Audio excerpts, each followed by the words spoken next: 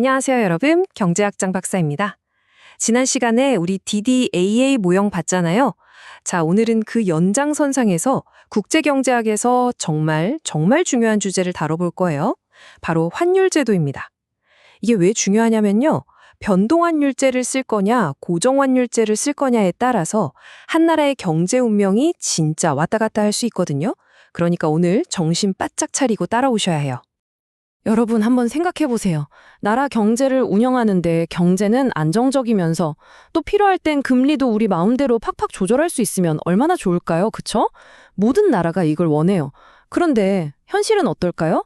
이 두 마리 토끼를 다 잡는다는 게 이게 거의 불가능에 가깝습니다. 바로 이 지점에서 어떤 환율 제도를 선택해야 하는가라는 엄청난 고민이 시작되는 거죠. 왜 둘 다 가질 수 없는지 그 비밀을 지금부터 하나씩 파헤쳐 봅시다. 자, 첫 번째 선수부터 만나보죠. 바로 변동환율제입니다. 저는 이 친구를 보면 딱 떠오르는 영웅이 있어요. 누굴까요? 바로 스파이더맨입니다. 왜 하필 스파이더맨이냐고요? 생각해보세요.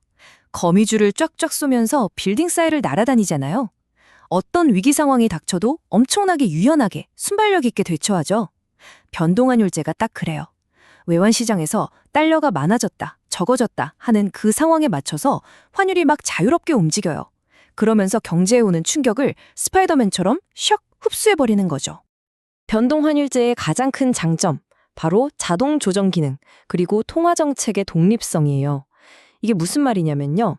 예를 들어 우리나라가 수출보다 수입을 더 많이 해서 무역 적자가 났다고 쳐봐요. 그럼 시장에 달러는 부족하고 원화는 흔해지겠죠.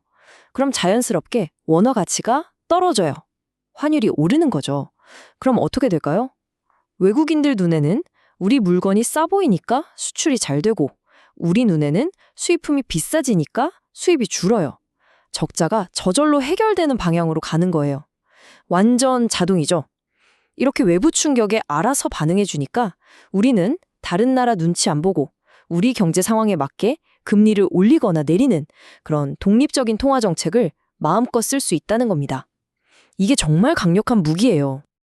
네, 맞아요. 바로 그겁니다.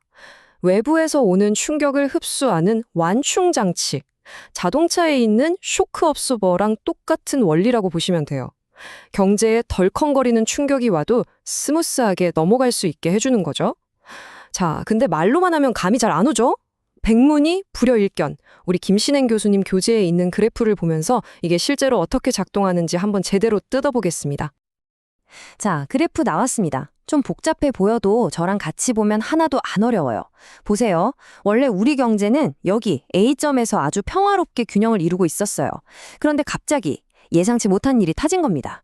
우리가 주로 팔던 수출품이 갑자기 해외에서 인기가 확 식어버린 거예요. 그럼 수출이 줄겠죠? 수출이 줄면 당연히 총수요가 줄어드니까 이 DD 곡선이 DD1에서 DD2로 이렇게 왼쪽으로 휙 이동하게 됩니다. 자, 여기서 만약에 환율이 2제로, 이 수준에서 딱 묶여있는 고정 환율제였다면 어떻게 됐을까요? 그럼 경제는 속수무책으로 B점까지 떨어지는 거예요.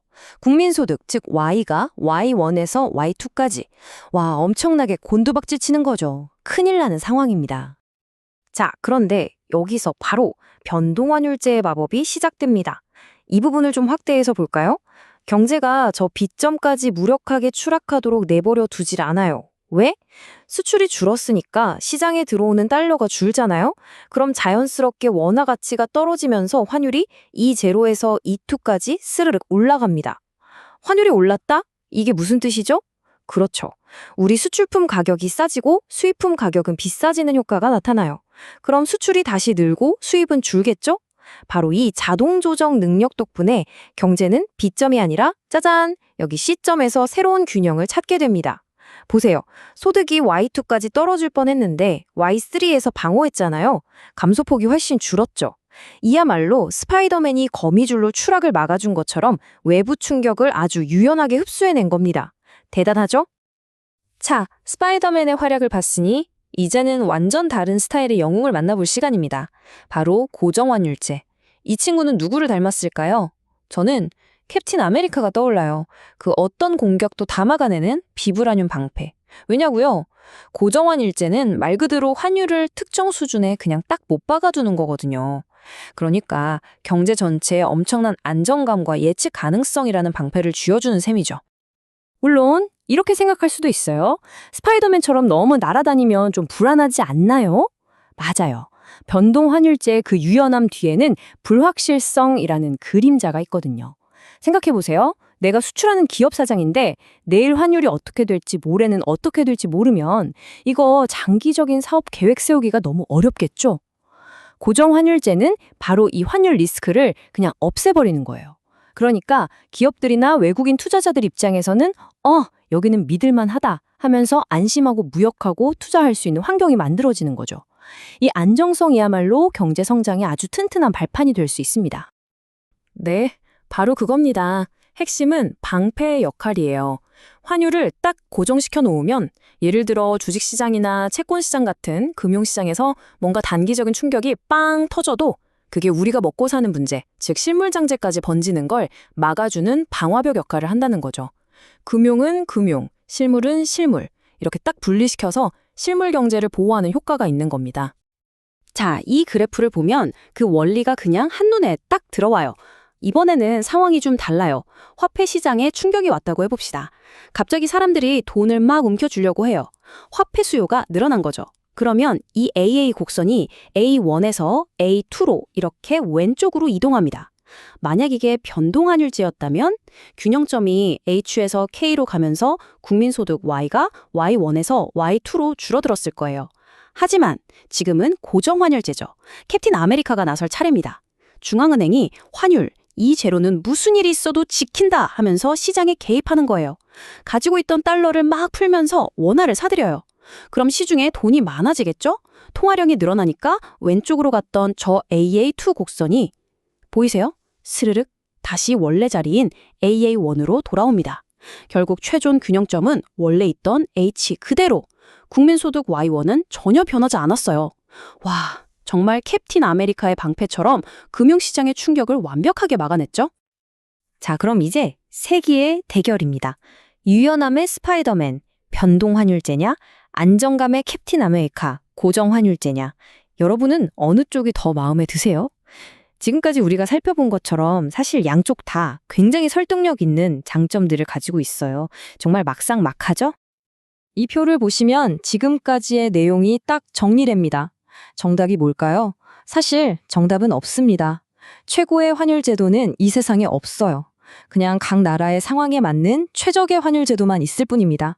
우리 경제는 외부 충격을 잘 흡수하고 통화 정책을 자유롭게 쓰는 게 더 중요해 라고 생각하면 변동환율제를 선택하는 거고요.